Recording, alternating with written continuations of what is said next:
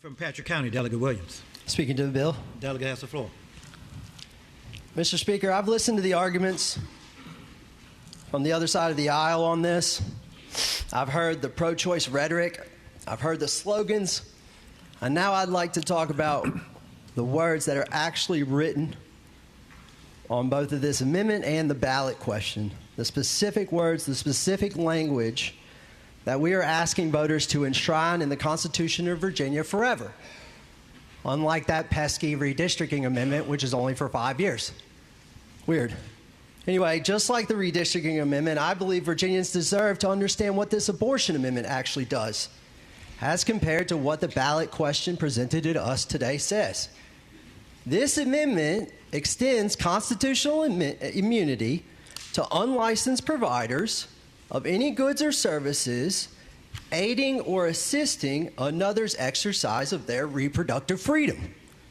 Yes, each one of us here would be given constitutional amendment or constitutional immunity from prosecution should we aid or assist in an abortion. I'm certainly not qualified to do so.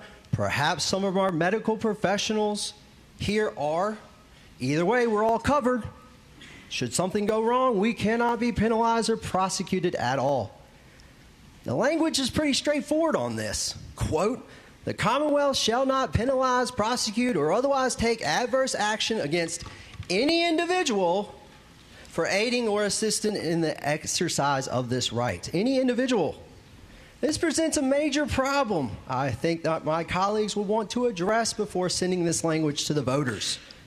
Any individual can also include those who are looking to do harm to others, right? I know this is shocking, but think for a second. This amendment treats a board-certified OBGYN performing an abortion in a sterile medical facility the same as a child sex predator with no medical training performing one on a minor in his mother's basement. Same immunity, same constitutional protection, no distinction. Identical. My colleagues need to explain why this is the language that was chosen.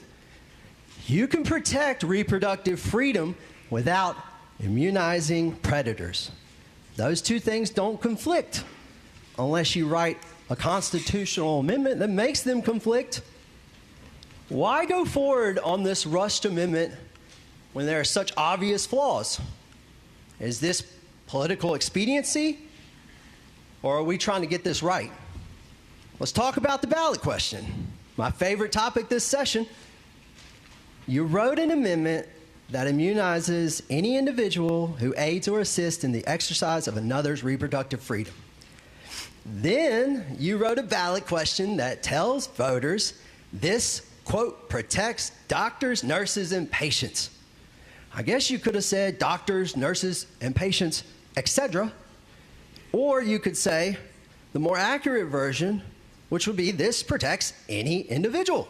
That's what the amendment says, right?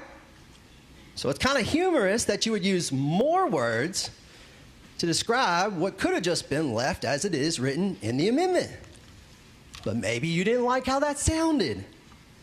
Voters reading this ballot question will think they're protecting medical professionals who are providing legitimate care. They won't know they're also immunizing predators, will they? They won't know they're stripping Virginia of the ability to prosecute someone who recklessly whose reckless conduct causes a woman's injury or death. Virginia won't be able to enforce medical facility safety rules and regulations protecting patients seeking care in this field. They won't be able to hold manufacturers liable for medical devices that cause pain and suffering to our citizens. They won't be able to really hold anyone or anything accountable when aiding or assisting in any form of exercise of said right to reproductive freedom. This leaves zero accountability, which means zero protection for the very people you are seeking to protect. Surely this is not the intent of the amendment. If the other side of the aisle really believed this language defensible, if they believe Virginians would support absolute immunity of any individual, licensed or not, qualified or not, you would have put that ballot question of this on the next November election, right? So why hide this? Why cover this up? At this point, all we can assume is that they chose to write any individual, and they chose to write aiding or assisting without limitation. And they chose to provide absolute immunity with no exceptions for unlicensed conduct, no exceptions for reckless conduct, no exceptions for conduct that kills. And they clearly continue to believe that this is the right language to put to the voters, since I don't see any floor amendments here today. If my colleagues want to defend this deadly flaw, let them defend it honestly here today. Let them stand on this floor and tell Virginia that they believe a child sex predator who causes a teenage girl's death performing an abortion deserves constitutional immunity. Let them say it plainly here today, because that's what this amendment does.